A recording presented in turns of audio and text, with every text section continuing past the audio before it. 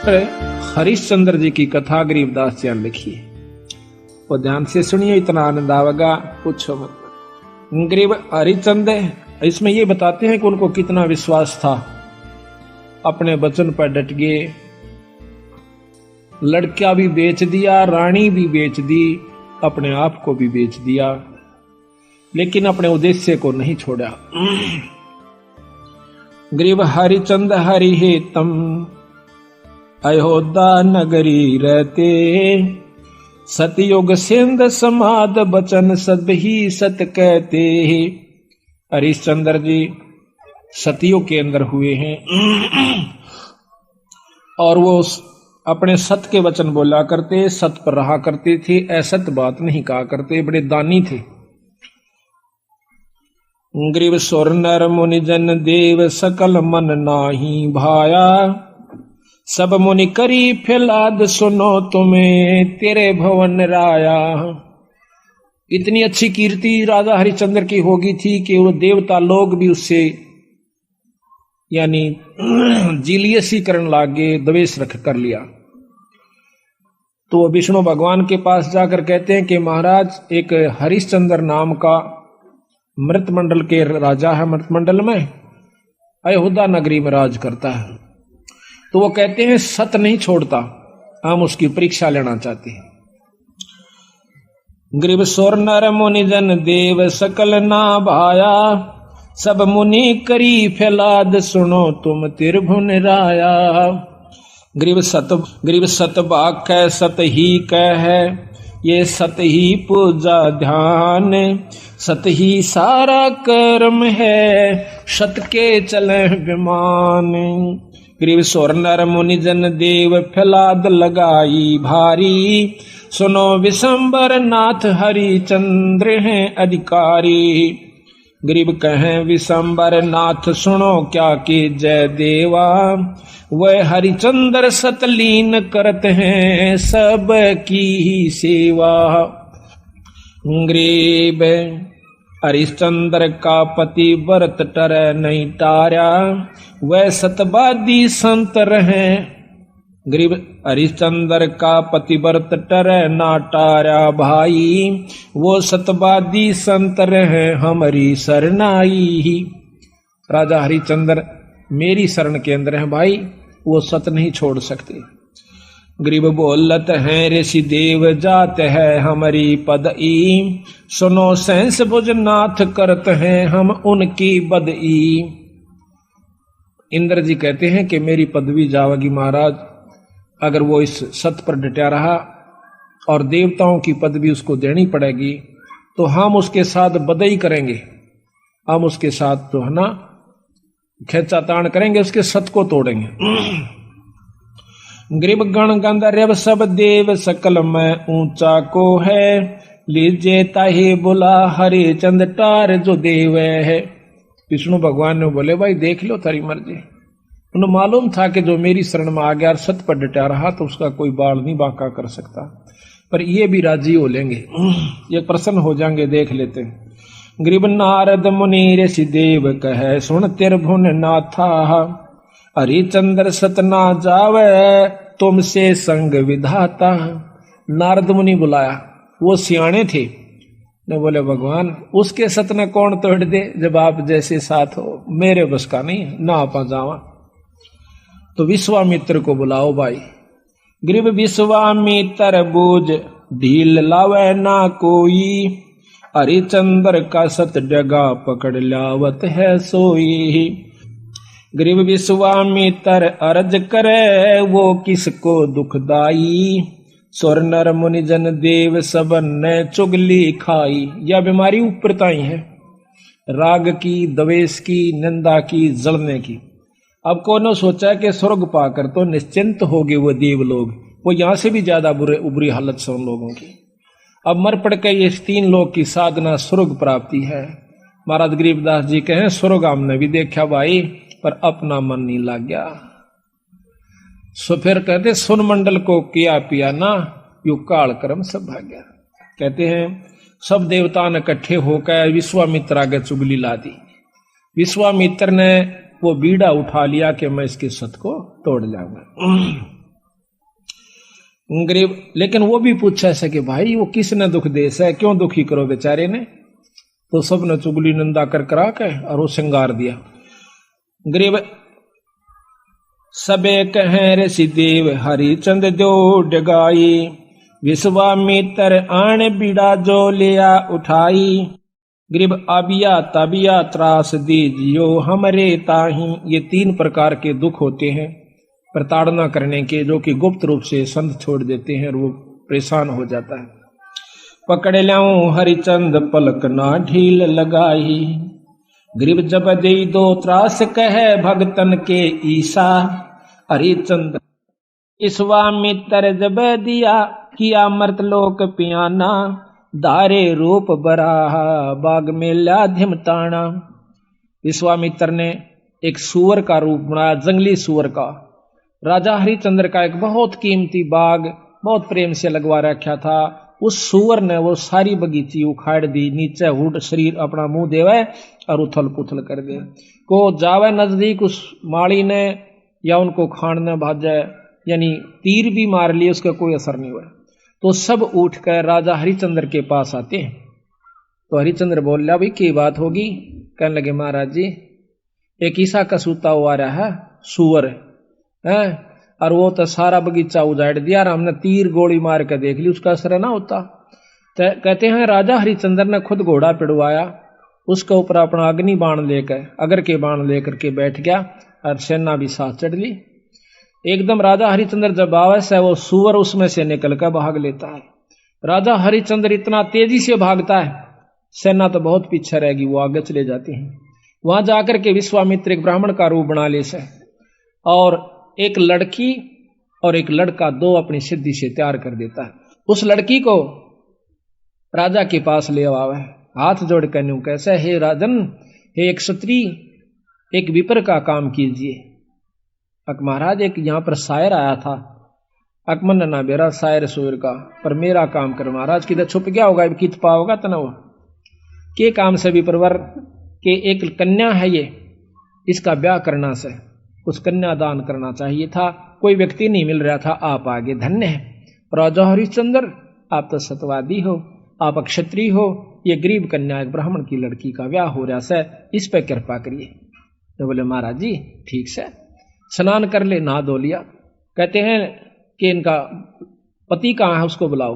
उसी समय वो लड़का बुला लिया, फेरे करवा दिए। कहने लगे इनको कन्यादान दे, 7 असरपी दे दी।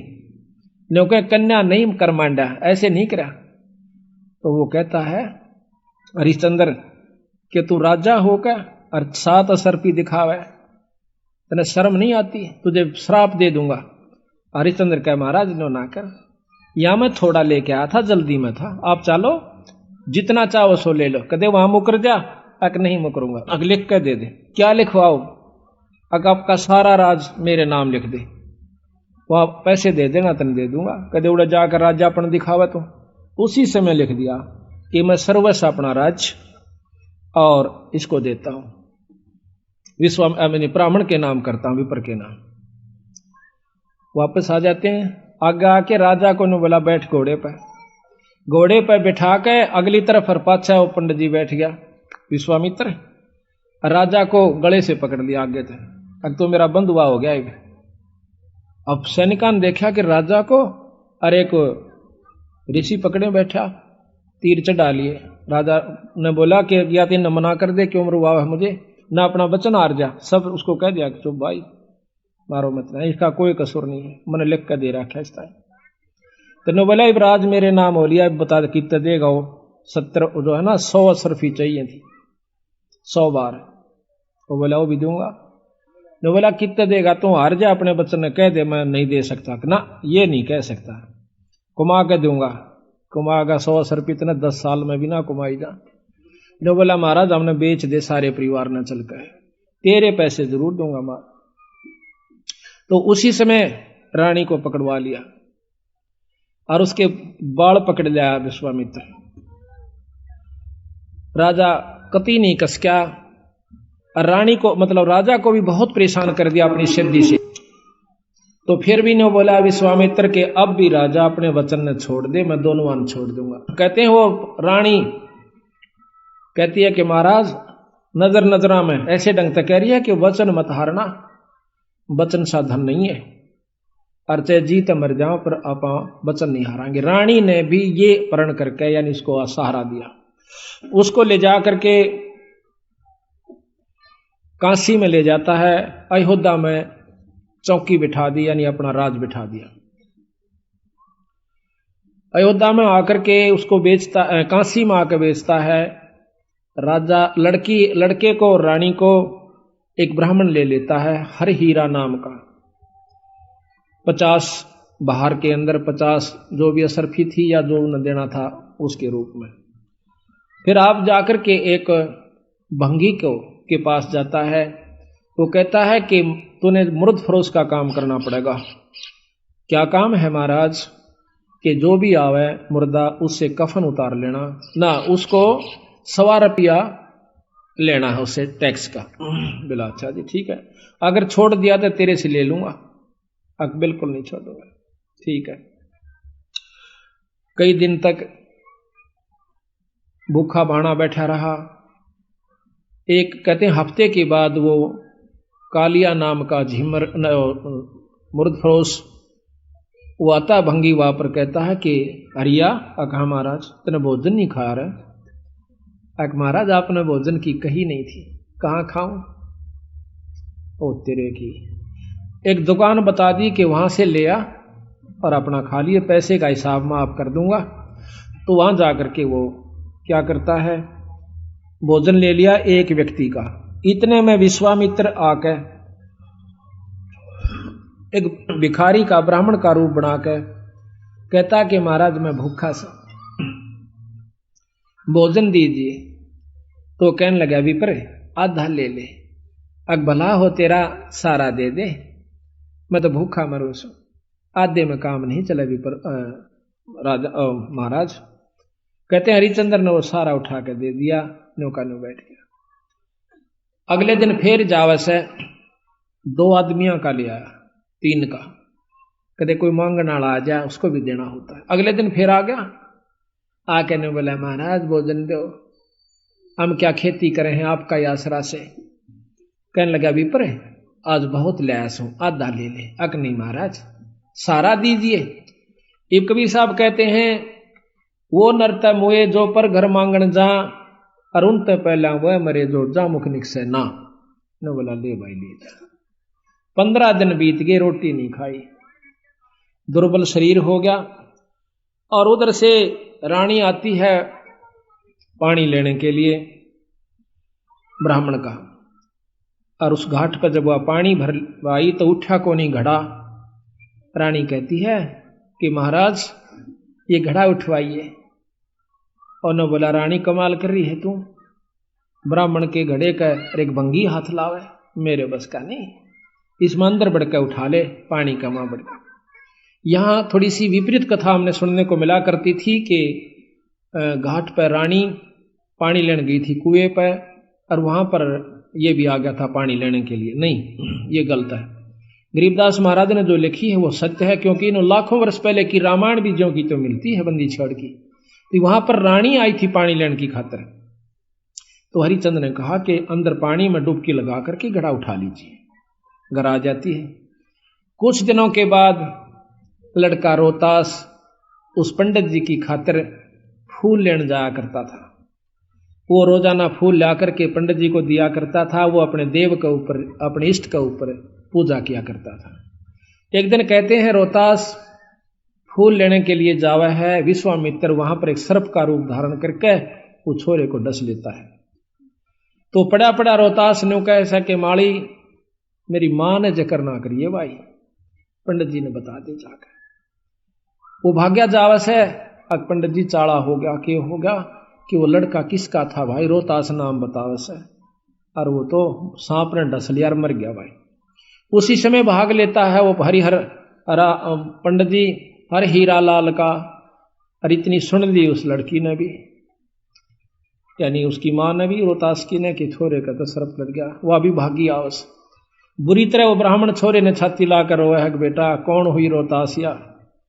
तो कहते हैं रानी ने बोली महाराज पिताजी रोवा मत ना, कि ताने जाने हंस हैं, क्यों चिंता करते हो। उस माँ ने उस ब्राह्मण का ढाढ़स बढ़वाया कि ये तो आना जाना खेल से, रो मत ना महाराज, हम सब ने जाना से, हमारे साथ होनी थी सो होगी, कोई बात नहीं।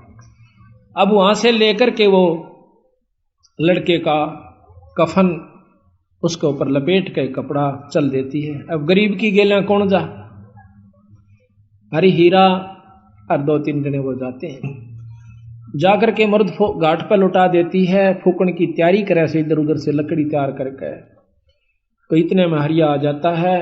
हरिश्चंद्र कैसा कि माई वो दे टैक्स 100 रुपया काट। तो वहां पर वो कहती है कि महाराज ये आपका बेटा रोहतास है, अगर मेरा कोई पुत्र नहीं है, और मैं आपकी रानी सू, कोई पुत्र नहीं, मेरा कोई बेटा नहीं, 100 रुपया दे दे।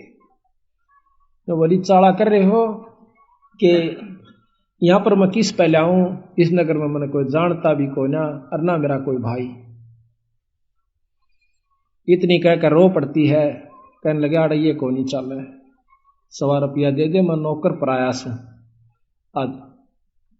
तो वो कहती है कि मेरे पास पैसा नहीं, कफन उतार लेता है और नो कहकर वह पागल हो जाती है और उस लड़के की लाश को पानी में डाल देता है। वह रोती हुई सिर्फ पागल होगी, अकीब रह भी के गया, पति विमुख, पुत्र है नहीं, पागल होगी, सिर के बाल पाड़ती हुई। और फिर विश्वामित्र ने क्या करा, एक अंधी चला दी, जंखाड़ चला दिया। कौन जावा गरीब की गेला, सब आप अपने घर ने टल गए। वह जाकर के एक मंडी में सिर छुपा लेती है, पड़ी पड़ी रोए, बेहोश हो जाती है। उधर से विश्वामित्र ने क्या करा, एक बहुत बड़े अधिकारी का लड़का एक बाघ का रूप बनाकर, चीते का रूप बनाकर छोरा मार दिया, पाट दिया और भाग गया लेकर के। वो ढूंढ पड़ी, जब वो विश्वामित्र ही दूसरा रूप बना के कहता है कि आजो मैं बताऊंगा, थारे छोरे ने एक डायन ने खा लिया। और क्या करा विश्वामित्र ने, एक पशु की को खत्म करके और उसका आगे उसके हाथ पांव खून खान लगा के घेर दिया और उसके मुंह का खून लगा दिया। बेहोश पड़ी थी वह रोहतास की मां तारावती।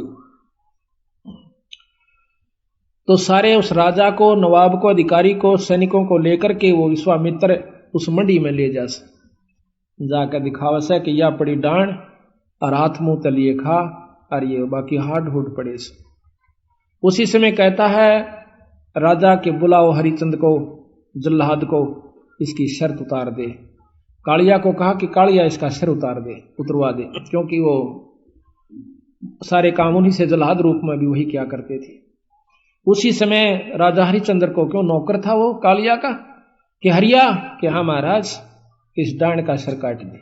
अभी महाराज पकड़ कर बाढ़ और तलवार में मारने लग गया। पीछे से भगवान विष्णु ने तलवार पकड़ ली। मैं बोला हरिचंद सफल हुआ। कौन सा भाई, कि भगवान विष्णु। अग्नि, भगवान बहुत दिन हो गए छुप कर रहते ने, सामने आ जाओ ना, छोड़ दो तलवार ने, प्रगट सामने आ जाते कि मांग हरिचंद के मांगा है, कि महाराज जब दर्शन हो गए मांगन में भी के रह गया मेरे पास, कि फिर भी मांग भाई। अक आप पक्का वचन भर लो, कदे फिर जाओ। अक वचन भर लिए। जो बोला सारी काशी पार हो और या बांदी जीवित हो, ठीक हो, और इसका छोरा जीवित हो जा, और विमान में बैठ कर जा, यहाँ के काशी के पशु और पक्षी भी स्वर्ग में जाने चाहिए। बोल तेरी के सलाह से। नो बोला तथास्तु, सारे स्वर्ग में जाएंगे। बोल सतगुरुदेव। तो महाराज कहते हैं कि जिस नगरी में साधु रहते हैं वो नगर भी अमान है, अमर है। ऐसे प्यारे संत जिसमें रहते हैं वो सारी नगरी को पार कर दिया करते हैं।